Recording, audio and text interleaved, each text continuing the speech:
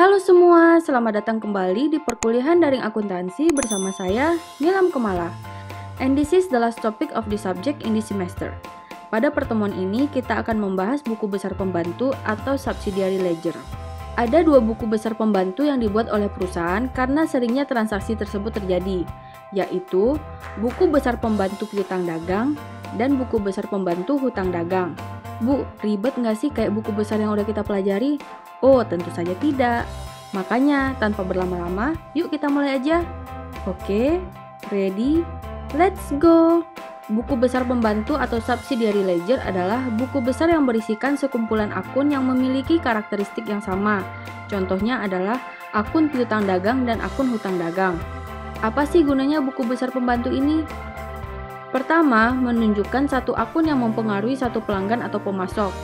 Kedua, mengurangi detail yang berlebihan pada buku besar. Yang ketiga, menunjukkan error pada suatu akun individual. Dan yang keempat, memungkinkan diisi oleh beberapa pihak. Maksudnya gimana, Bu? Nanti lihat sendiri di contoh ya. Kita udah belajar buku besar di materi sebelum UTS. Buku besar yang kita pelajari dulu mencakup seluruh akun yang terjadi pada transaksi. Untuk bagian aset ada kas, piutang dagang, persediaan, aset tetap, aset tidak berwujud, dan lain-lain. Biasanya, akun piutang dagang terjadi secara berulang, dengan beberapa pelanggan yang sama, tapi jumlahnya berbeda. Sedangkan untuk buku besar di bagian kewajiban dan ekuitas, ada hutang dagang, modal pemilik, pendapatan, biaya, dan lain-lain.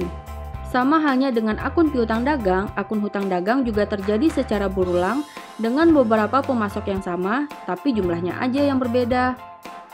Nah, ini adalah format buku besar yang sudah kita pelajari dulu. Kolom keterangan biasanya dikosongin aja, tapi diisi jika ada balance atau saldo dari buku besar periode sebelumnya.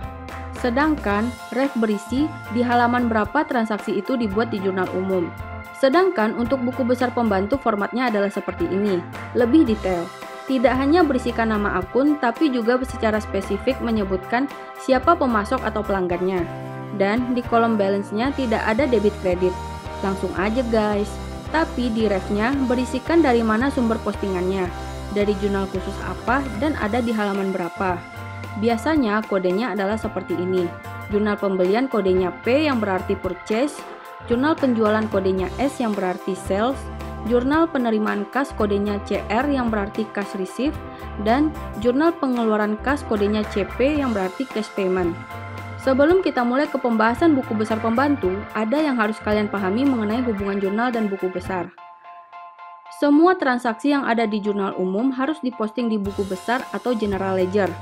Sedangkan, semua transaksi yang ada di jurnal khusus tidak semuanya diposting ke buku besar pembantu. Yang diposting hanyalah akun-akun yang berhubungan dengan pemberian piutang dan penerimaan piutang, serta hutang dan pelunasannya. Selain yang disebut dari itu, tidak perlu kita posting ke buku besar pembantu. Paham ya? Pertama kita bahas dulu buku besar pembantu piutang dagang. Nah, buku besar pembantu piutang dagang berisikan transaksi penagihan piutang dari satu pelanggan, disusun sesuai urutan alfabet, dan akun pengendalinya adalah piutang dagang. Biar makin paham, kita langsung bahas contoh soal ya. Untuk buku besar piutang dagang, sumbernya adalah dari jurnal penjualan dan jurnal penerimaan kas.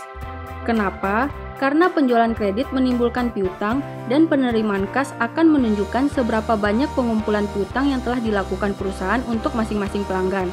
Ingat ya, masing-masing pelanggan. Jadi, kalau ada 100 pelanggan yang membeli secara kredit, maka jumlah buku besar pembantunya ya 100. Ini soal jurnal penjualan yang udah kita pelajari 2 minggu yang lalu. Foto aja deh biar nggak bingung. Dan ini adalah jurnal penjualan yang udah kita buat 2 minggu yang lalu. Sedangkan ini adalah transaksi jurnal penerimaan kas yang udah kita pelajari minggu lalu. Sekali lagi, foto aja ya biar nggak roaming. Nah, ini jurnal penerimaan kasnya. Nah, sebelum kita masuk ke buku besar pembantu, ada beberapa poin yang harus diingat untuk membuat buku besar pembantu.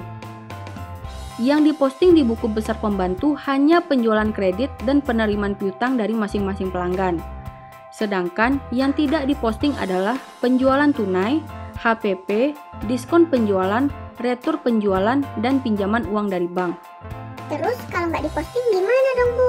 Maksudnya, tidak diposting di buku besar pembantu, tapi dipostingnya di buku besar yang sudah kita pelajari sebelum UTS. Biar nggak bingung, kita bahas dulu buku besar pembantu untuk transaksi di jurnal penjualan. Transaksi pertama di jurnal penjualan. Tanggal 5 April 2019, penjualan kredit ke PT Abah sebesar 200.000. Maka, buku besar pembantunya adalah seperti ini. Kita buat nama akunnya piutang dagang dan nama customernya PT Abah. Kalau ada nomor akun, sertakan nomor akun ya. Maka yang kita posting cukup nominal penjualan kreditnya, yaitu sebesar 200.000. Dan isikan di kolom balance saldo buku besar pembantu untuk tanggal itu, yaitu 200.000 juga. HPP-nya nggak usah, itu kita buat di buku besar atau general ledger. Untuk refnya, kita isikan S1 karena diambil dari jurnal penjualan atau sales di halaman 1. Dan di kolom debit 200.000 karena kita memberikan piutang ke pelanggan. Tanggal 25 April 2019, penjualan kredit ke PT Cemara sebesar 300.000. Seperti tadi, kita buat nama akunnya piutang dagang, tapi kali ini nama customernya PT Cemara. Maka yang diposting juga di kolom debit karena kita memberikan piutang ke PT Cemara. Dan isikan di kolom balance saldo buku besar pembantu untuk tanggal itu, yaitu 300.000. Seperti tadi, HPP nggak ikutan diposting. Jangan lupa ya refnya S1. Transaksi ketiga, tanggal 30 April 2019, penjualan kredit ke PT Keluarga sebesar 250.000. Kita buat nama akunnya piutang dagang, tapi kali ini nama customernya PT Keluarga. Maka, yang diposting juga di kolom debit karena kita memberikan piutang ke PT Keluarga. Dan isikan di kolom balance saldo buku besar pembantu untuk tanggal itu, yaitu 250.000. Seperti tadi, HPP nggak usah ikutan diposting di buku besar pembantu. Jangan lupa refnya diisi S1. Gimana? Gampang kan? Berikutnya kita posting transaksi yang sudah kita jurnal di jurnal penerimaan kas. Transaksi pertama, tanggal 30 April 2019, ada pelunasan dari PT Abah atas penjualan tanggal 5 April 2019. Nah, kita nggak perlu bikin tabel buku besar pembantu yang baru, cukup pakai tabel buku besar pembantu yang udah kita siapkan sebelumnya. Tinggal kita input tanggal 20 April di kredit 200.000 dan balance-nya jadi 0. Kenapa dikredit? Karena pelanggan atau customer melunasi hutangnya sehingga piutang yang sudah kita catat harus dikurangi dengan piutang yang kita terima. Balance-nya 0 kenapa? Karena di debit 200.000 dan di kreditnya 200.000. Sehingga saldonya menjadi 0. Jangan lupa refnya CR1 yang berarti diambil dari jurnal penerimaan kas halaman 1. Nah, dari buku besar pembantu ini, kita bisa tahu bahwa piutang dagang PT Abah sudah tidak ada di bulan April. Transaksi kedua, tanggal 5 Mei 2019, ada penjualan tunai ke PT Abah sebesar 75.000. Nah, untuk transaksi ini, meskipun dilakukan oleh PT Abah, tapi kita tidak perlu posting ke buku besar pembantu. Kenapa? Kan penjualannya tunai, Syai.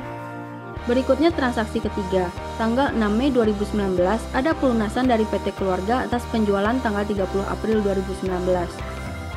Seperti tadi, kita nggak perlu bikin tabel buku besar pembantu yang baru. Cukup pakai tabel buku besar pembantu yang udah kita siapkan untuk PT Keluarga. Tinggal kita input tanggal 6 Mei di kredit 250.000. Dan balance-nya jadi 0. Kenapa dikredit? Karena pelanggan atau customer melunasi hutangnya sehingga piutang yang sudah kita catat harus dikurangi dengan piutang yang kita terima. Jangan lupa refnya CR1 yang berarti diambil dari jurnal penerimaan kas halaman 1. Nah, dari buku besar pembantu ini kita juga bisa tahu bahwa piutang dagang PT Keluarga juga sudah tidak ada. Berikutnya transaksi keempat, tanggal 7 Mei 2019 ada pelunasan PT Cemara atas penjualan kredit tanggal 25 April 2019. Kita isikan di buku besar pembantu PT Cemara. Tinggal kita input tanggal 7 Mei di kredit 300.000 dan balance-nya jadi 0. Jangan lupa refnya CR1 yang berarti diambil dari jurnal penerimaan kas halaman 1. Nah, di sini kita juga bisa tahu saldo piutang dagang PT Cemara sudah tidak ada. Berikutnya transaksi kelima, tanggal 31 Mei 2019, PT Emak meminjam uang di bank sebesar 330.000. Nah, untuk transaksi ini juga tidak usah dibuatkan buku besar pembantunya. Kenapa? Karena tidak berhubungan dengan pelanggan. Sehingga jika kita kerjakan tidak sesuai urutan transaksi, maka urutannya akan seperti ini, yaitu secara abjad. Gimana? Jauh lebih gampang dan sederhana kan dari buku besar biasa? Nah, kita masuk ke buku besar pembantu hutang dagang. Buku besar hutang dagang berisikan transaksi hutang dan pelunasan hutang dari satu pemasok, disusun sesuai urutan alfabet, dan akun pengendalinya adalah hutang dagang. Biar makin paham, kita langsung bahas contoh soal ya.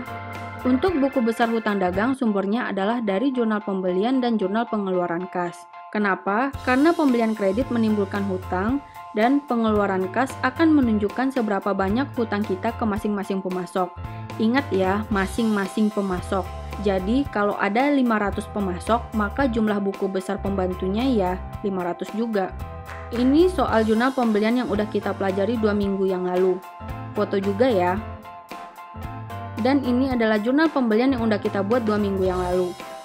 Sedangkan ini adalah jurnal pengeluaran kas yang udah kita pelajari minggu lalu. Sekali lagi, foto ya biar nggak roaming. Nah, ini adalah jurnal pengeluaran kasnya. Nah, sebelum kita masuk ke buku besar pembantunya, ada beberapa poin yang harus diingat untuk membuat buku besar pembantu hutang dagang. Yang diposting di buku besar pembantu hanya pembelian kredit dan pembayaran hutang dari masing-masing pemasok. Sedangkan yang tidak diposting adalah pembelian tunai, diskon pembelian, retur pembelian, dan prepaid. Biar nggak bingung, kita bahas dulu buku besar pembantu untuk transaksi di jurnal pembelian. Transaksi pertama, tanggal 5 April 2019, PT Emak membeli barang dagangan dari PT Abah secara kredit sebesar Rp300.000. Prinsipnya sama dengan buku besar pembantu piutang dagang tadi. Isikan jumlah hutang kita di kredit, yaitu sebesar Rp300.000, dan jangan lupa refnya P1 yang berarti berasal dari jurnal pembelian halaman pertama, dan jangan lupa balance-nya di tanggal itu ya. Transaksi kedua, tanggal 20 April 2019, PT Emak membeli peralatan secara kredit dari PT Cemara sebesar Rp200.000. Isikan jumlah hutang kita di kredit yaitu sebesar Rp200.000 dan jangan lupa refnya P1 yang berarti berasal dari jumlah pembelian halaman pertama. Jangan lupa balance-nya di tanggal itu ya. Berikutnya transaksi ketiga. Tanggal 30 April 2019, PT Emak membeli barang dagangan secara kredit dari PT Keluarga sebesar Rp100.000. Isikan jumlah hutang kita di kredit yaitu sebesar Rp100.000 dan jangan lupa refnya P1 dan balance-nya di tanggal 30 April. Berikut kita posting jurnal pengeluaran kas di buku besar pembantu hutang dagang. Transaksi pertama, tanggal 12 April 2019, PT Emak membayar lunas hutang kepada PT Abah dengan menggunakan cek 24567. Teman-teman isikan tanggalnya 12 April dan didebit Rp300.000 karena PT Emak melunasi hutangnya di PT Abah, sehingga balance-nya menjadi 0. Refnya CP1 yang berarti berasal dari jurnal pengeluaran kas halaman pertama. Untuk transaksi kedua, tanggal 30 April PT Emak melunasi hutang ke PT Cemara. Maka teman-teman isikan tanggalnya 30 April dan didebit Rp200.000 karena PT Emak melunasi hutang di PT Cemara. Jangan lupa balance-nya 0. Refnya CP1 yang berarti berasal dari jurnal pengeluaran kas halaman 1. Transaksi ketiga, tanggal 20 Mei 2019, PT Emak membayar hutang ke PT Keluarga. Teman-teman isikan tanggalnya 20 Mei dan didebit Rp100.000 karena PT Emak melunasi hutang di PT Keluarga. Jangan lupa balance-nya 0. Refnya CP1 yang berarti berasal dari jurnal pengeluaran kas halaman pertama. Transaksi keempat, tanggal 20 Mei membayar rekening listrik dan telepon dengan nomor cek 2457 sebesar Rp5.000. Nah, untuk transaksi ini tidak perlu diposting di buku besar pembantu, cukup di buku besar saja. Maka, beginilah kira-kira buku besar pembantu hutang dagang untuk masing-masing pemasok. Gimana? Gampang banget kan? Oke, sekian dulu pertemuan kita untuk materi ini dan semester ini. Tapi tenang, kita akan bertemu lagi di semester depan dengan mata kuliah berbeda. Jangan lupa ya pesan sponsor, jangan lupa like, komen, share, dan subscribe. Bye!